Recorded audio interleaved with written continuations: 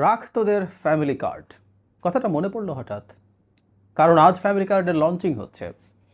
নির্বাচনী প্রচারণা যখন চলছিল, একটা পর্যায়ে জামায়াতের আমির ভীষণ ক্ষোভ দেখিয়ে কথাটা বলেছিলেন, রাখ তোদের ফ্যামিলি কার্ড।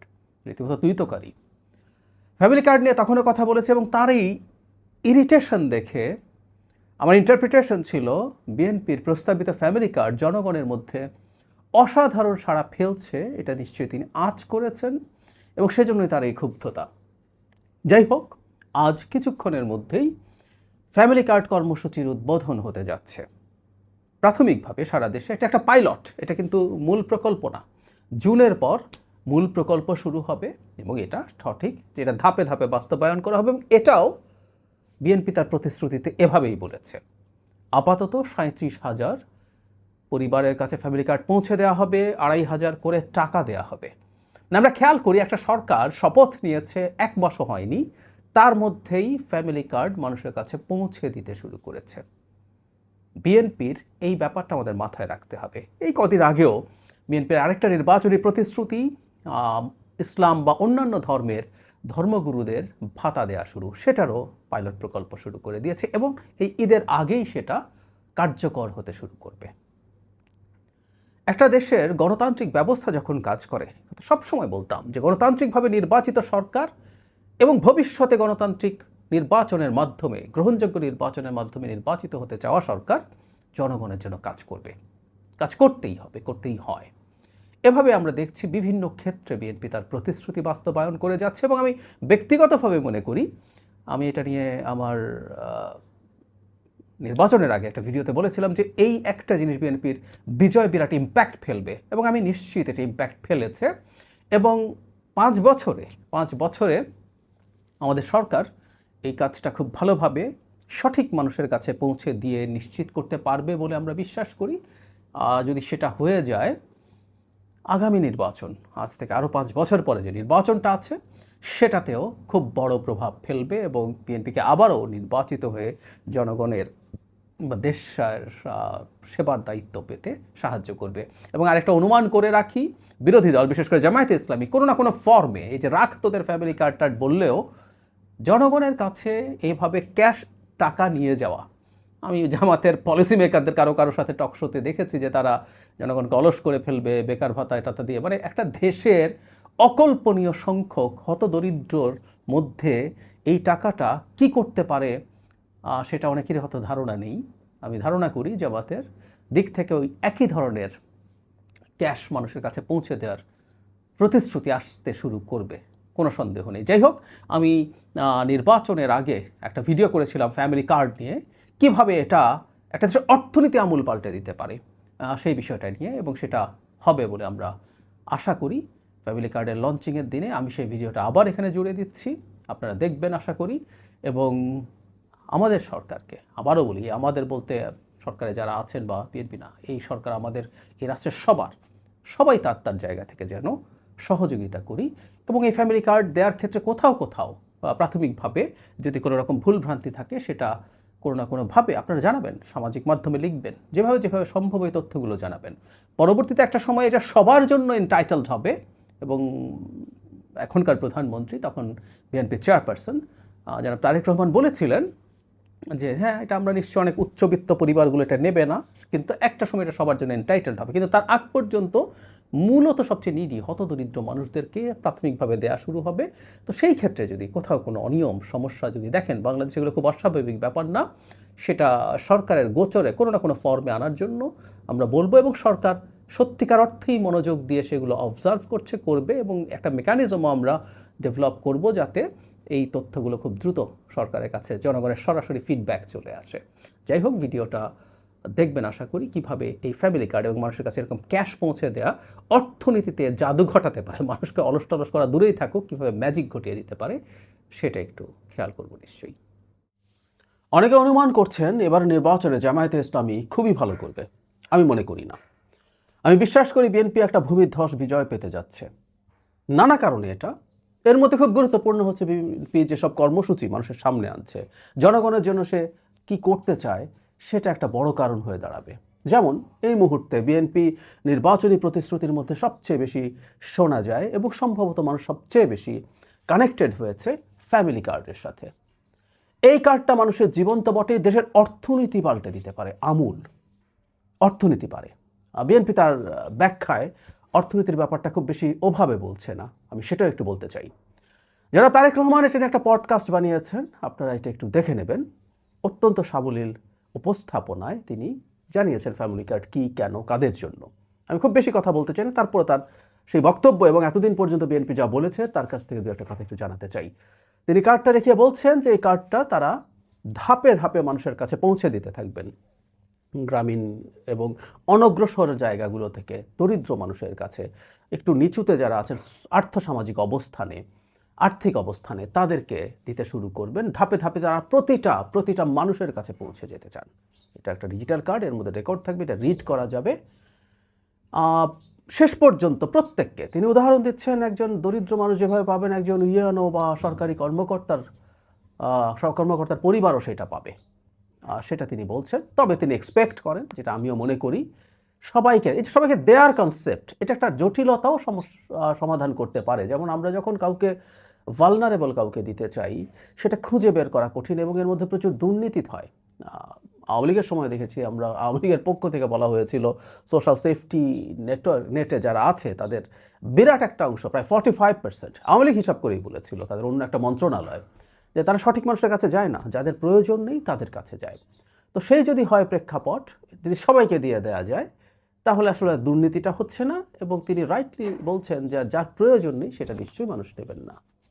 যেমন আমার পরিবার নেবেন না, আমি জানি এরকম আরও অনেক পরিবার আছে এই কার্ডটা নেবেন না। ফলে অ্যাপারেন্টলি যতগুলো কার্ড দরকার তার চেয়ে কম হবে। এবং সেটা যদি হয়, তিনি এটাও বলছেন সেইটা তিনি অন্য পরিবারের মাধ্যমে ওই বাজেটটা বন্টন করে দিতে পারেন। কে দেওয়া হবে এর মাধ্যমে 2 থেকে 2,500 টাকা, মানে এটা এখনো ফিক্সড হয়েছে বলে মনে হয় না। আমি ধারণা করি তিনি এটা পরবর্তীতে যখন ফাইনালি বসবেন বাজেট বা সব কিছু নিয়ে রাষ্ট্র ক্ষমতায় আসার পর, তখন ডিসাইড করবেন। তাহলে 2,000 ন্যূনতম পক্ষে এটা টাকা, অথবা একই রকম অত্যাবশ্যকীয় খাদ্য। আমি স্ট্রংলি বলতে চাই, কোনোভাবেই এটার মাধ্যমে, আই রিপিট, কোনোভাবেই এটার মাধ্যমে খাদ্যদ্রব্য বা কোনো পণ্য দেওয়া উচিত হবে না। আমি জানি দলের মধ্যে থাকা বেশ কিছু মানুষ এবং সরকারে থাকা লোকজন চাইবে খাদ্য বা পণ্য দেওয়া হোক, কারণ এতে অনেকের নানা রকম ব্যবসার পথ খোলে। কিন্তু এটা করতে গিয়ে মহা বিপদ হবে, কারণ হচ্ছে এটা ম্যানেজ করতে গিয়ে যে রাষ্ট্রীয় রিসোর্স খরচ হবে এবং যে পরিমাণ অপচয় হবে সেটা অকল্পনীয়। আজকে মোবাইল ফাইন্যান্সিংয়ের যুগে টার্গেটেড মানুষের কাছে মুহূর্তেই টাকা পৌঁছে দেওয়া যায়। এটা গত সরকারের সময় থেকেই বিভিন্ন রকম সামাজিক সুরক্ষার ভাতা এবং ছাত্রছাত্রীদের বৃত্তি সব এভাবেই গেছে। তো সেটা যদি হয়, মানুষের কাছে সরাসরি পৌঁছে দেওয়াই উচিত হবে, আমি মনে করি এটাই জরুরি, এর বাইরে কিছু হওয়া উচিত না। এখন যেটা হয়েছে, তিনি তার বক্তব্যে যেটা বলছেন যে পরিবারগুলো যখন এই পরিমাণ টাকা পাবে, খুবই দরিদ্র পরিবার যাদের খুব সামান্য টাকা, কয়েক হাজার টাকায় তারা পরিবার চালান, তাদের কাছে 2,000 টাকা কিন্তু অনেক টাকা, একটা বড় সাহায্য তারা পাচ্ছেন। সেটা দিয়ে তারা যা প্রয়োজন, খাদ্য প্রয়োজন হলে খাদ্য কিনবেন, পণ্য প্রয়োজন হলে অন্য কোনো পণ্য কিনবেন, প্রয়োজনে চিকিৎসা কিনবেন, শিক্ষা কিনবেন, যেটা তার প্রয়োজন সেটা তা কিনবেন। এবং সেটাই তিনি বলছেন এই পরিবারগুলোকে তার চেহারা, তার ধরন পাল্টে দেবে।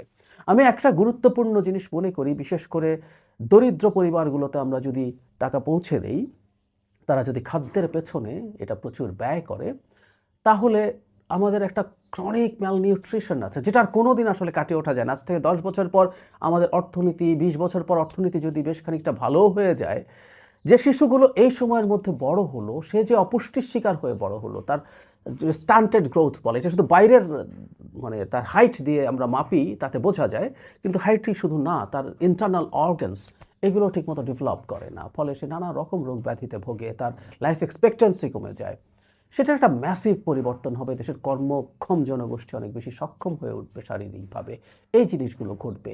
আর একই সাথে শিক্ষা স্বাস্থ্যে যুক্ত হয়ে তারা আরও শিক্ষিত, আরও ভালো দক্ষ এবং আরও স্বাস্থ্যবান হয়ে উঠবে। এটা এক অসাধারণ ব্যাপার হয়ে উঠতে পারে। তিনি জানিয়েছেন যে এটা নারীদের হাতে দেয়া হবে। এই কনসেপ্টটা মূলত আমি মনে করি বাংলাদেশে প্রথম ডক্টর ইউনূস শুরু করেছেন। তিনি গ্রামীণ ব্যাংকে যে লোন নারীদেরকে দিয়েছেন, তার যে কনসেপ্ট সেটা খুবই সঠিক ছিল। আর গ্রামীণ ব্যাংকের মাইক্রোফিন্যান্স দিয়ে দারিদ্র্য দূর করে ফেলা টেলা যাবে, এগুলো হাস্যকর কথা, কিন্তু এটার একটা ইকোনমিক ইম্প্যাক্ট আছে। এবং নারীর হাতে দেওয়া কনসেপ্টটা ইজ এক্সেলেন্ট, কারণ হলো নারীর হাতে যখন টাকা যায়, নারী ওই টাকাটা অপচয় করার প্রবাবিলিটি প্রায় শূন্য। পুরুষদের হাতে, বিশেষ করে যে শ্রেণীটার কথা আমরা বলছি, তাদের অনেকেরই নানা রকম বদভ্যাস থাকেন, তারা অনেকেই স্মোকার, তাদের কেউ নেশা করেন, কেউ জুয়া খেলেন, বা অন্য কোনো বন্ধুদের সাথে আড্ডা মেরে টাকা উড়িয়ে দিতে পারেন, সেই প্রবণতা থাকে। কিন্তু এই দরিদ্র পরিবারের পুরুষদের মধ্যেই অনেকের মধ্যে থাকে, কিন্তু নারীদের সেটা থাকে না। তিনি তার সন্তান, তার সংসারকে আঁকড়ে ধরে রেখেই জীবনযাপন করেন। সুতরাং এই টাকাটা নষ্ট হবে না, এটা ধারণা করা যায়। একটা কথা একটু বলে রাখা ভালো, এটা বাজেট কিভাবে আসবে তার বক্তব্য এটা থাকলে ভালো হতো, কিন্তু আমি একটা ধারণা করি। আর আমি যেটা বলছি সবচেয়ে গুরুত্বপূর্ণ, কীভাবে এটা অর্থনীতিকে পুরো পাল্টে দিতে পারে সেই কথাটাও আমি একটু বলতে চাই। বিএনপির উচিত হবে এটা সামনে আনা। যেমন ধরি, অনেকে বলবেন 2000 টাকা করে যদি 4 কোটি পরিবার হয়, 8000 কোটি টাকা মাসে, এটা তাহলে বছরে 96,000 কোটি টাকা, মানে কম বেশি 1 লাখ কোটি টাকা সংস্থান থেকে আসবে। আমি প্রাথমিকভাবে মনে করি এই মুহূর্তে এক্সিস্টিং যত সোশ্যাল সেফটি নেট কার্ড আছে, এগুলো এটা যদি চালু করা, যে পরিবার এটা পাবে সেই পরিবার ওটা বন্ধ করে দেওয়া যাবে।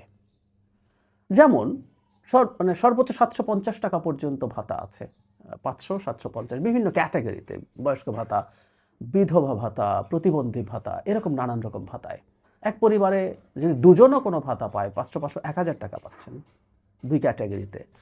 2000 টাকা যদি তারা পান, তাহলে তাদের আসলে এগুলো লাগে না। সুতরাং অলরেডি বাজেটে সোশ্যাল সেফটি নেটের যে বাজেট আছে, সেই বাজেটটা আসলে না থাকলেও চলে, সেটা তুলে দিলে সেই বাজেটটা এর মধ্যে ঢুকিয়ে দেওয়া যায়, সাথে যোগ হবে। সুতরাং অর্থের সংস্থান খুব কঠিন না। আর ওই যে বলা হয়েছে, এটা একসাথে করে ফেলা হচ্ছে না, ধাপে ধাপে করা হবে। সুতরাং আমাদের অর্থনীতির সাইজ বাড়তে থাকবে, একটা গণতান্ত্রিক সরকার আসলে বিনিয়োগ বাড়বে, অর্থনীতিতে বেটার ইম্প্যাক্ট তৈরি হবে, এবং সেটার কারণে সরকারের রাজস্ব আয়ও বাড়বে। এবং সরকারকে অবশ্যই এটা বলে রাখা ভালো, নির্বাচনের আগে হয়তো সরকার ওভাবে বলে না, তার রাজস্ব আয় করার ব্যাপারে খুবই কঠোর হয়ে ট্যাক্স নেট বাড়াতে হবে, এবং সেটা কিভাবে উসুল করা যায়, আদায় করা যায়, সেগুলো করতে হবে। ফলে সরকারের উপার্জন অনেক বেড়ে যেতে পারে। আমাদের খুবই নিচু ট্যাক্স জিডিপি রেশিও 9 বা তারও নিচে, এটা 12, 13, 15 পর্যন্ত নিয়ে যাওয়া যাবে 5 বছরে, কেউ যদি সিনসিয়ার হয়, তাতে অনেক টাকা আসবে সেগুলো। সুতরাং এই অর্থের সংস্থান করা যাবে। এখন মজা হচ্ছে, কেউ এটাকে মানুষকে অলস করে ফেলবে, ভিক্ষা ইত্যাদি ইত্যাদি বলছে জামাতপন্থী লোকজন। আমার সাথেও এই একই ধরনের বক্তব্য আমি শুনেছি বসে। এটা খুব হাস্যকর কথা। সমাজে ভালনারেবল মানুষকে টাকা দিলে সেই মানুষের জীবন পাল্টে যায়, সে অলস হয়ে যায় না। এটাই দেখা গেছে। কেউ বলছেন অলস হয়ে যায় না, মোটে অলস হয়ে যায় না। এই পরীক্ষা, আমি একটা কলাম লিখেছিলাম, সবার জন্য ফ্রি মানির স্বপ্ন, মানে এই কলামটা আমি কমেন্টে দিয়ে দেবো।